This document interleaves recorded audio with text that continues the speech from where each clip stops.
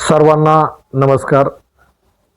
मी अमोल लोंढे, परिवर्तन क्रांती सेना संस्थापक अध्यक्ष. आज या आपले मत न्यूज चॅनलच्या माध्यमातून आपण मला या ठिकाणी बोलवलंत आणि संबंध महाराष्ट्रामध्ये अबकड वर्गीकरणाचा जो मुद्दा चालू आहे आणि अतिशय संवेदनशील आणि सेन्सिटिव्ह असा जो मुद्दा संबंध महाराष्ट्रामध्ये गाजत आहे, या संदर्भाने तुम्ही माझं मत मला विचारण्यासाठी आपण या ठिकाणी बोलवलं. आणि सर्वप्रथम मी आपले मत न्यूज चॅनलच्या सर्व प्रेक्षकांचं मनपूर्वक या ठिकाणी स्वागत करतो. आणि खरं तर मी जे शेड्यूल कास्टमध्ये 59 जाती आहेत आणि त्या 59 जातीमधील एक मांग गारुडी नावाची जात आहे. ती ज्या 59 जातीची जी सूची आहे त्याच्या 47 नंबरला मांग गारुडी अशी शेपेट जात आहे. 59 जातीमध्ये 47 नंबरला ही जात आहे आणि त्या जातीमध्ये मी जन्मलेलो आहे आणि त्या जातीचं प्रतिनिधित्व करत असताना खऱ्या अर्थानं आमच्यासारख्या किंवा आमच्या जातीतील सर्व नेते असतील, समाज बांधव असतील, तळागाळामध्ये काम करणाऱ्या लोकांमध्ये एक प्रश्नचिन्ह अबकडच्या संदर्भाने निर्माण झाले. आणि खरं तर तो समाजाचा आवाज हा आपले मत न्यूज चॅनलच्या माध्यमातून सरकारपर्यंत पोहोचावा, अनेक विद्वानांपर्यंत पोहोचावा, हाच या मागचा एक उद्देश आहे. खरं तर अबकड वर्गीकरणाचा आपण जर पाहिला असेल तर एक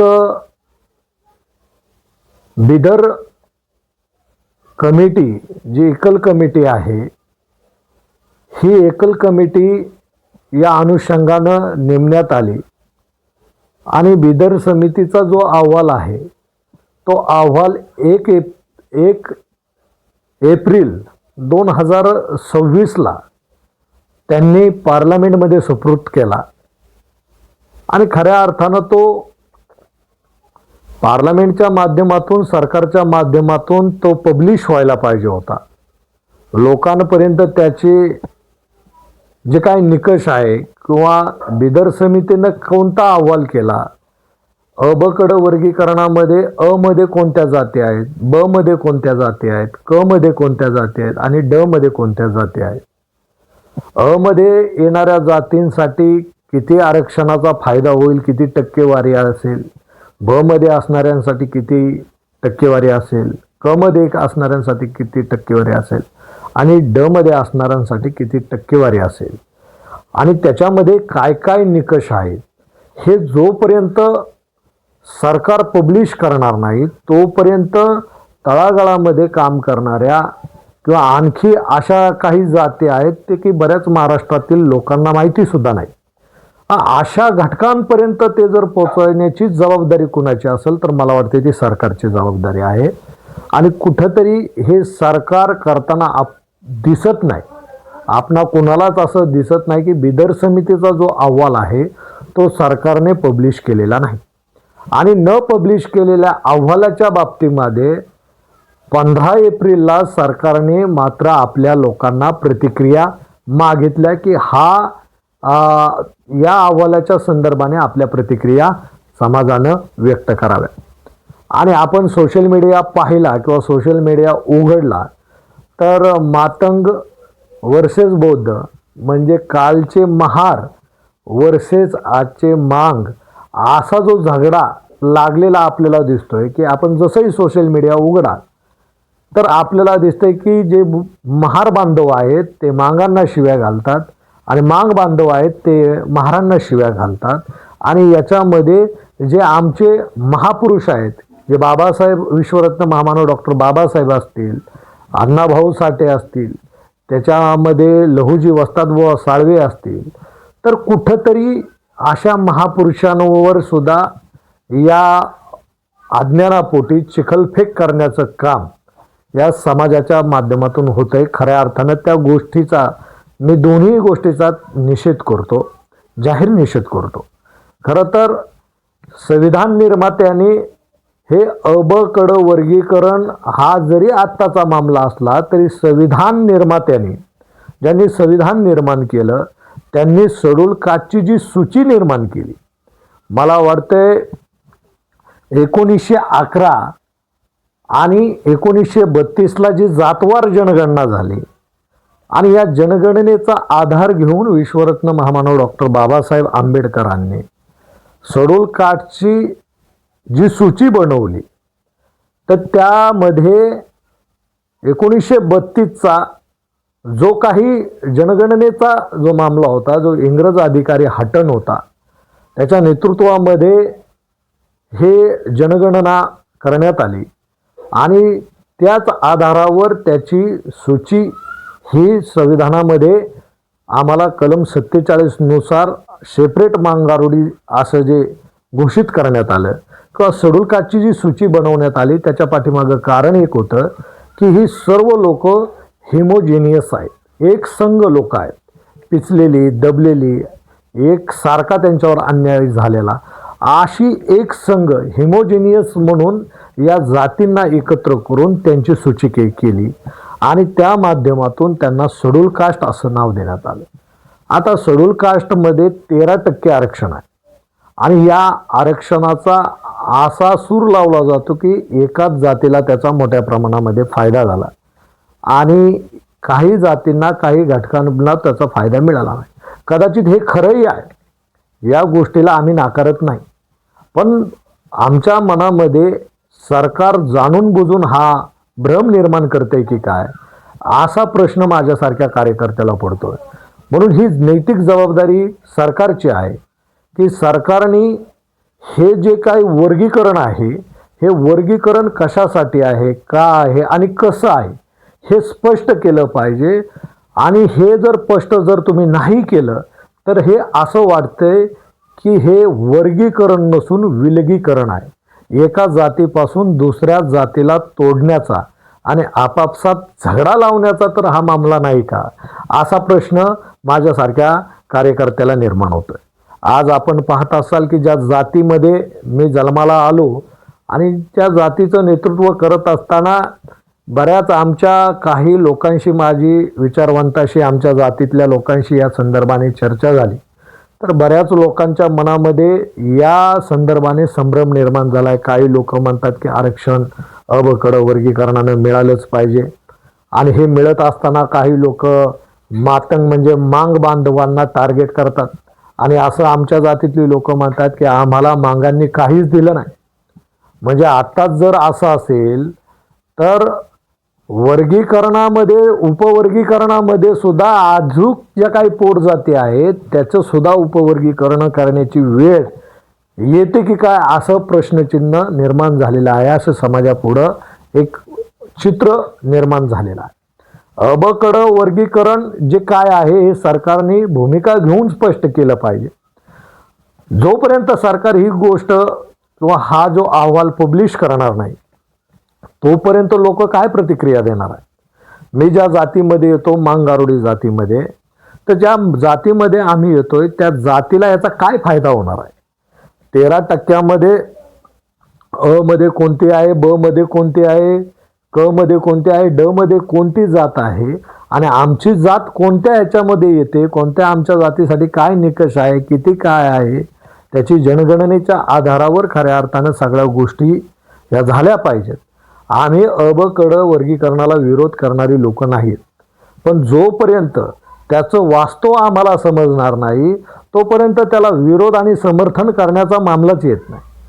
तो कशासाठी झालाय, मला एक गोष्ट आमच्या जातीतल्या लोकांना सांगायचं की वर्गीकरण जर झालं तर त्याचा फायदा काय आहे आणि त्याचा तोटा सुद्धा काय आहे या अँगलने आपण विचार केला पाहिजे.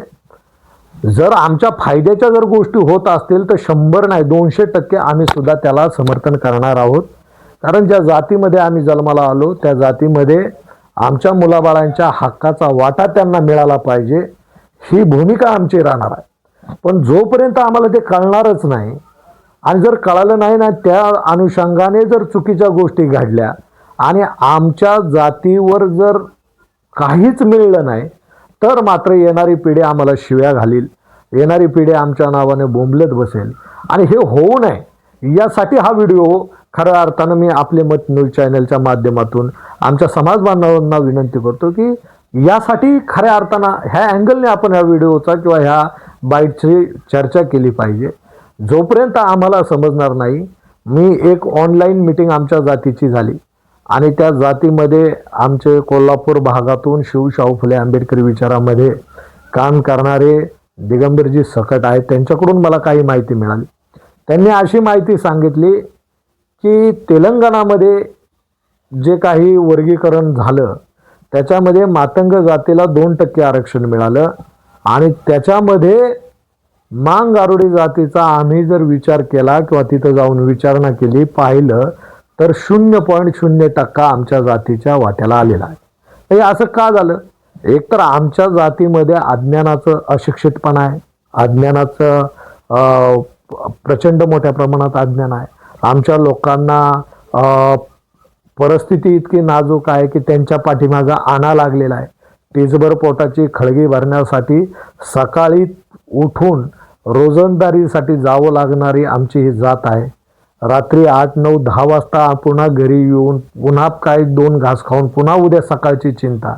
अशा परिस्थितीमध्ये आमची जी जात आहे ती फार मोठ्या प्रमाणामध्ये दबलेली पिचलेली जात आहे आणि म्हणून आमच्या लोकांना या संदर्भाने फारसं काही आकलन नाही.